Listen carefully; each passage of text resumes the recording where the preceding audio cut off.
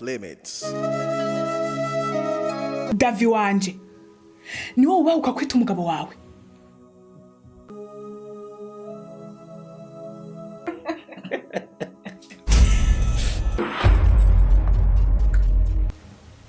Cyoranyibuka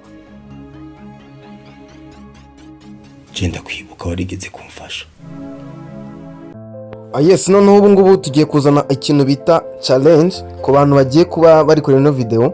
Yes, ndashaka ko mwese muri comment cyangwa se muri comment section hazamo abantu bandikamo cyangwa se bashyiramo amadarapo y'ahantu baherereye.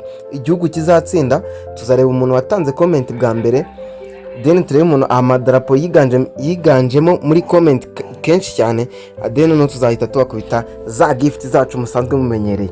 Wallahi noneho ubu ngubu tugiye kwita dukomeza kandi gace kagiye gukurikira aho mwarimu kagarukirije.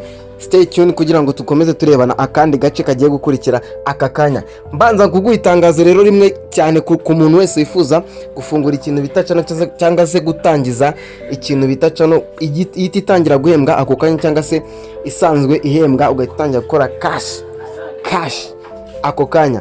Then noneho nyandikira kuri 0788892901. Then noneho twikomereza aho ngaho ni kuri WhatsApp. Guys, itangazo ntago wemerewe guhamagara iyo nimero by call sanzwe, ugomba kunyandikira kuri WhatsApp. Noneho then tujye dukomeza n'akandi gace kagiye gukurikira kugira ngo noneho mubone vibe noneho zaje kugira ngo murebe ukuntu Dina byamugendekeye. Gusa nyine nzi ko ewan byahindutse cyane ku komande zose, yaba Dina ndetse na Davi byahindutse. Abantu rero nshaka ko mubanza mukanambwira aka kabazo ngiye kubabaza ku bantu kuntu muri gutekereza ko next part izaba imeze. Saka ko mubimbwira muri comment, then noneho nkahita mbakubita mugahita munyandikira kuri ya WhatsApp namba yanjye, then noneho nkahita numva nimba ibyo mwavuze ari byo bizakinwa. Umuntu uzatsinda, umuntu uzegukana igihembo narababwiye ni MacBook ndetse na jumper ku bihembo ku mpande zombi. Wabo ahantu hose waba uherereye iyo mpano nuramuka utsinze izakugeraho.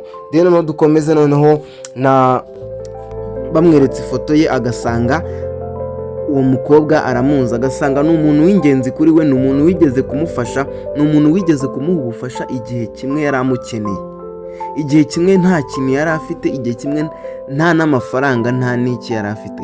Akibona ifoto yese yikanga, inshuti ze ziramubaza ngo bigenze bite ko mbona urebye iyo foto isura igahinduka.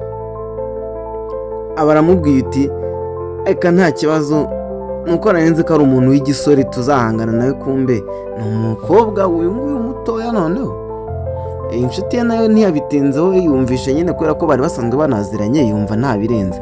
Ubwo ngubwo bakomeza kubahereza ikintu bita mission ikomeye cyane.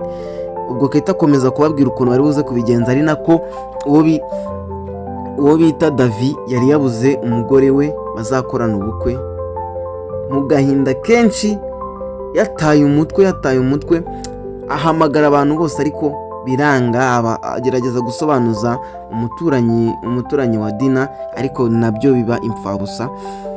Aho niho yahise atera icyizere cye, yubika umutwe maze atangira kurira. Mu gahinda kenshi umuntu bita Davi yarabuze urukundo rwe. Wanze uyu Davi ibintu by'urukundo bitajya bimuhira pe, ntabwo bijya bimuhira habe na gato. Niko rero yahise atekereza nyine, asanga agomba kujya bakabanza gatuza. Ni nako ubwo ngubwo Dina yari ari mu makuba menshi, yashimuswe na Keti ndetse n'andi mabandi ku ruhande, andi magenge. Akimara kumufata rero niho bahise bavuga uti reka duserebure ko ubukwe bwa Dina na Davi tubwishe.